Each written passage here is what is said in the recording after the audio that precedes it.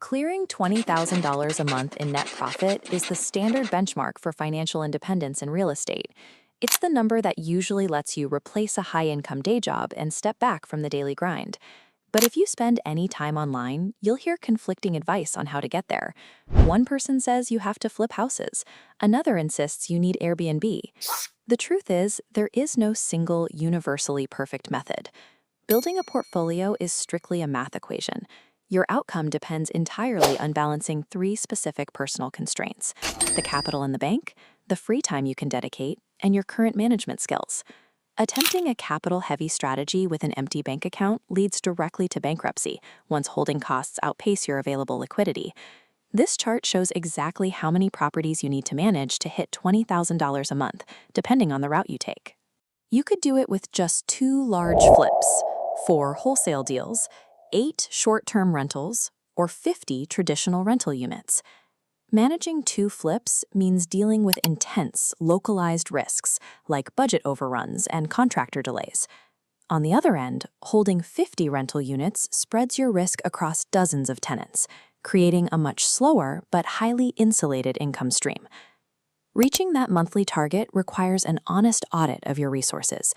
You have to pick the specific strategy that matches the capital and time you actually have today. If you have 40 hours a week to spare but less than $2,000 in your checking account, wholesaling is your starting point. In this model, you aren't actually buying property. You are finding a heavily discounted house, putting it under a purchase agreement, and then legally assigning that contract to a cash buyer. Finding those discounts requires aggressive lead generation. You are physically driving from neighborhoods looking for neglected houses, pulling public records, and directly calling owners facing foreclosure or tax defaults. If you can negotiate those deals at 30 to 40% below market value, you can charge a fee to pass the contract to an investor. Closing 2 to 4 of these a month typically yields assignment fees between $5,000 and $15,000 each. Let's map this on our tracking matrix. Wholesaling requires almost zero capital but demands massive amounts of time. It is a highly active process, and the risk is entirely tied to your pipeline. If you don't close a deal, you don't get paid. You take on zero debt and need no credit checks, but it's a high-stress sales operation. When the month ends, you own no equity and hold zero wealth-building assets. If you have $10,000 to $30,000 saved and prefer managing software over managing construction, you look at short-term rental arbitrage. Instead of buying a condo, you sign a standard long-term lease with a landlord.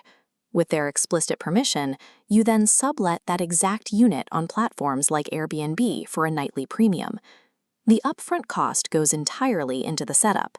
You need $5,000 to $10,000 per unit to cover the security deposit, modern interior furnishings, and automated pricing algorithms to keep occupancy high. A properly optimized unit usually nets between $2,000 and $3,000 a month after rent and cleaning fees. To hit the $20,000 mark, you have to build and manage a portfolio of 6 to 10 of these units. Looking at the matrix, STR arbitrage requires moderate capital per unit and a medium time commitment once operations are automated. It is semi-active, with your primary risks being sudden city zoning bans or landlords refusing to renew. It generates heavy cash flow without the burden of a 30-year mortgage. However, you are entirely at the mercy of local regulations and the daily, unpredictable demands of hospitality management. If you step into renovations, you're dealing directly with unpredictable supply chains, permit delays, and the daily friction of managing different contractor crews on site. This is the project manager path. It covers fix and flips and the BRRRR strategy: buy, rehab, rent, refinance, repeat. You need upwards of $30,000 of your own cash or tight relationships with hard money lenders. Your margins depend strictly on buying right. Investors protect themselves against inevitable construction overruns by following the 70% after repair value rule. This visual equation shows how it works. If a finished house sells for $200,000, multiply that by 70%, giving you $140,000. Subtract a $30,000 rehab budget, and your maximum purchase price is capped at $110,000. Sticking to that math yields significant payouts. You can walk away with lump sum profits of up to $60,000 per flip, or use a cash-out refinance to pull your entire initial investment back out to buy the next property. Adding this to our matrix, the capital requirement is high and the time commitment is heavy. It shifts from active to passive only if you build a management team, and carries severe risks if rehab costs spike or the housing market cools mid-project. It forces massive equity creation and delivers large cash injections, but it requires deep project management expertise and leaves you heavily exposed to market timing. If you are a high-earning professional with over $100,000 to deploy and zero free time, you bypass the active strategies completely. You deploy that capital into traditional buy-and-hold portfolios or into multifamily syndications, where your money is pooled with others to acquire large 50 to 200-unit apartment complexes. Because of debt service and property management fees, a single unit might only net $200 a month. To reach $20,000, you need equity in roughly 80 to 100 units. Completing the matrix, this path requires extreme capital, but very little of your personal time. It is heavily passive, with risk mitigated across multiple tenants, though you remain sensitive to interest rate fluctuations. You get a reliable, tax-advantaged cash flow. But mathematically, building a 100-unit portfolio takes years, making it far too slow if your immediate goal is to quit your day job tomorrow. This flowchart is how you decide your exact starting line. You have to audit your current primary asset. Are you operating with time and hustle, systems and credit, or cash and capital? If you have empty pockets but the drive to grind, you follow the time branch straight into wholesaling to build an initial war chest.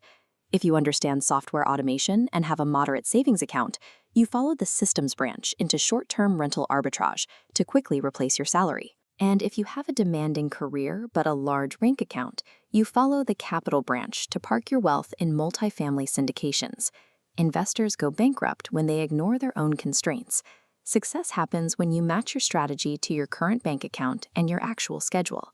Consistently hitting $20,000 a month requires stacking these strategies chronologically as your resources evolve. You start by trading your time for capital through wholesaling.